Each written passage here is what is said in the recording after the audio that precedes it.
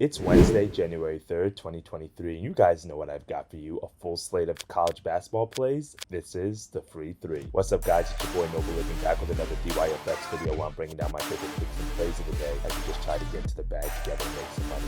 Yesterday, I gave you guys a few plays in college basketball slate. We did have another winning day. That's how we start off the new year. 2 winning days in a row on the channel. We went 2-1 yesterday, so close to a sweep. We cashed on the UNC spread. Everybody was on Pitt, but we were on UNC, and guess what? It paid off for us.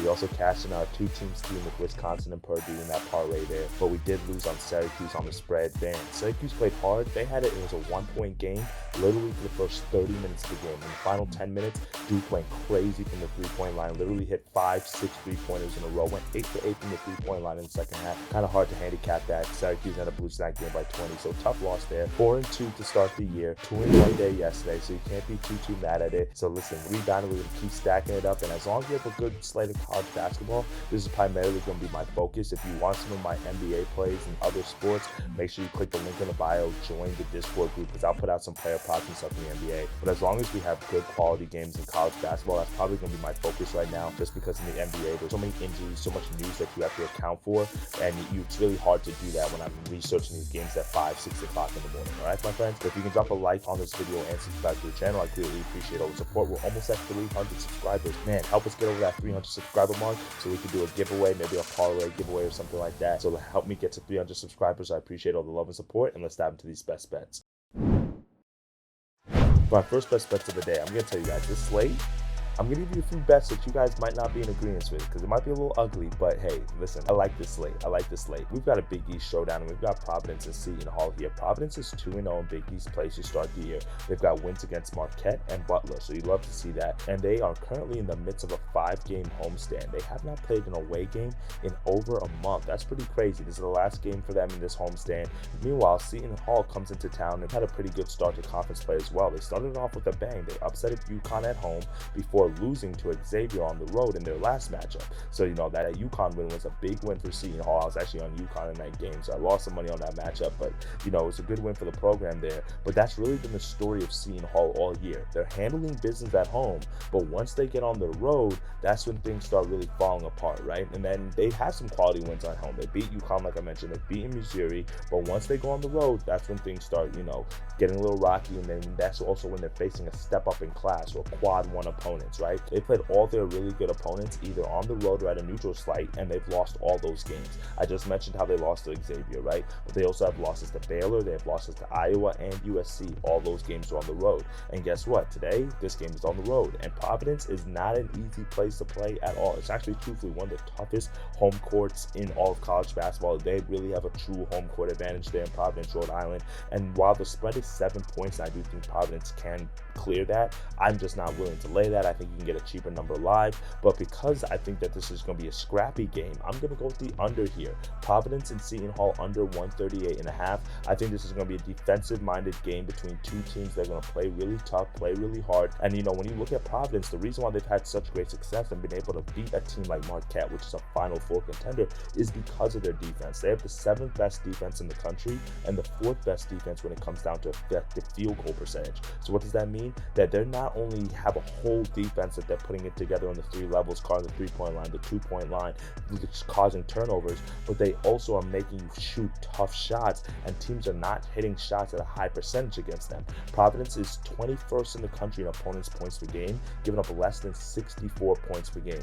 Meanwhile, Seton Hall is not too bad on defense on their end. They find themselves ranked 112 in defensive efficiency, but they also like to play really slow, which I think falls into the hands of Providence. They're 278th in tempo, and they also force you to play slow as well. They're top 25 in defensive possession length. What does that mean? That means that they're going to make you use the shot clock. They're not trying to give you easy buckets. They're not trying to let you get out in transition.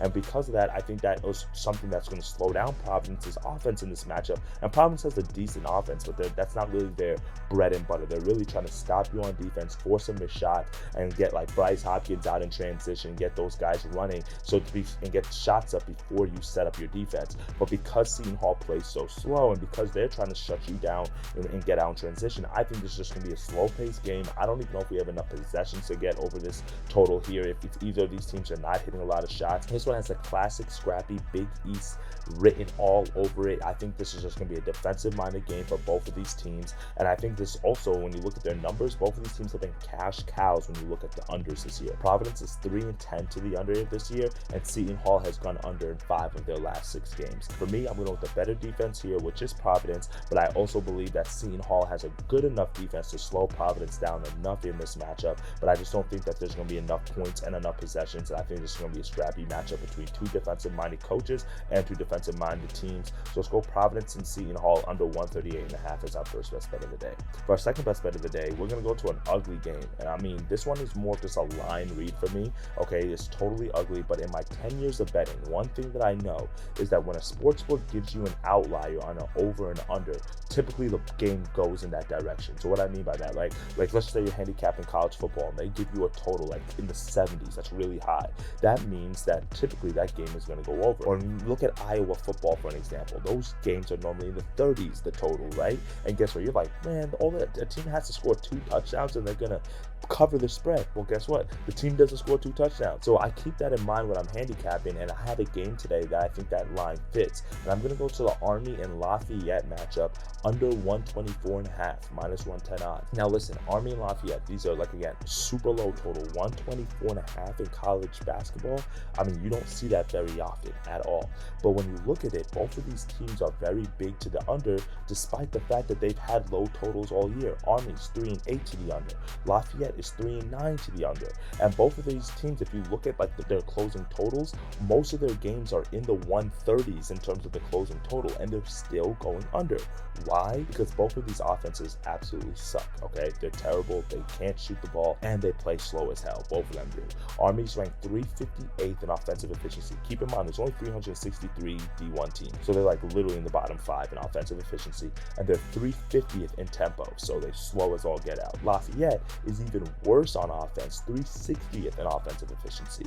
So when you think about it and you look at it, both of these teams can't really score the ball, so this low total makes sense. Army's averaging 61 points per game, meanwhile Lafayette's averaging 58 points per game. So if you just take those 2 averages in terms of like what these 2 teams average, you put them together, that puts us at a total about 119.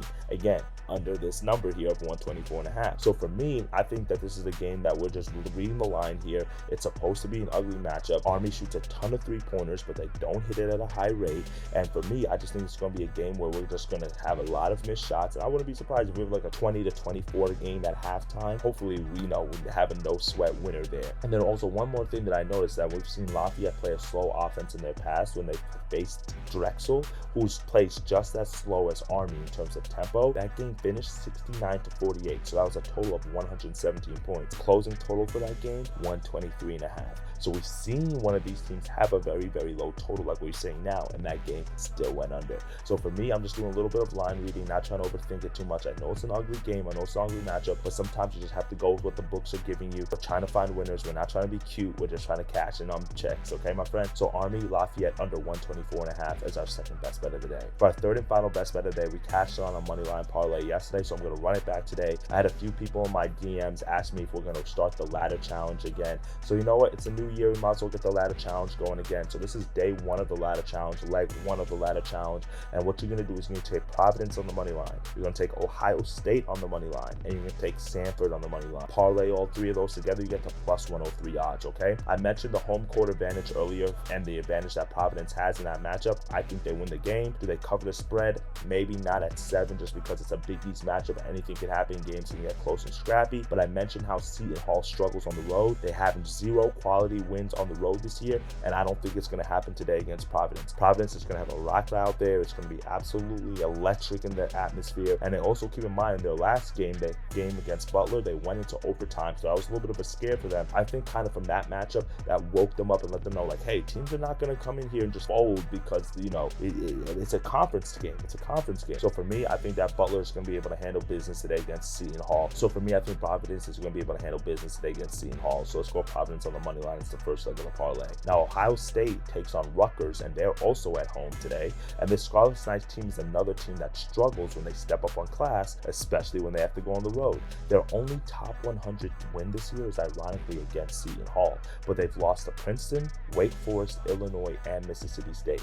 All those teams are pretty good. All those teams are not as good as Ohio State. So for me, I think that Ohio State handles business. I love the fact that they're at home today. Again, it's a game that has another high spread. I think it's like 8, 9, and 9.5. So I think Ohio State handles business on the money line today as our second leg. For our third and final leg, we're going to go down to Alabama, and that is where Samford plays their basketball. And truthfully, they're one of my favorite mid-majors to watch this year. This offense is no joke, okay? They're currently ranked 11th in college basketball, averaging 86 points per game. And as an alumni of their opponent, Chattanooga, that's where the school I went to, I've watched many of their games this season, and do they have a pretty good squad? They do. Can they contend in the SoCon? I think they can, but they just don't have enough offensive power in this one. And if this one becomes a shootout, which I think it will, I just don't see them putting up enough points. Chad is averaging about 75 points per game, but they're losers of 2 straight, and every opponent ranked 175 or higher this year, they've lost to, including in dropping an overtime game recently, back 2 games ago, against number 2A team Milwaukee.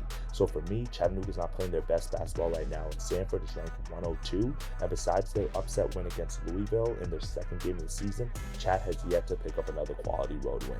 So these are 3 teams that I like at home today against teams that have not been able to prove that they can win on the road when they step up in class and opponents. So let's go Providence on the money line, Ohio State on the money line, Samford on the money line, parlay all 3, get the plus 103 odds to end the night, and that's day 1 of the ladder. All right, my friends?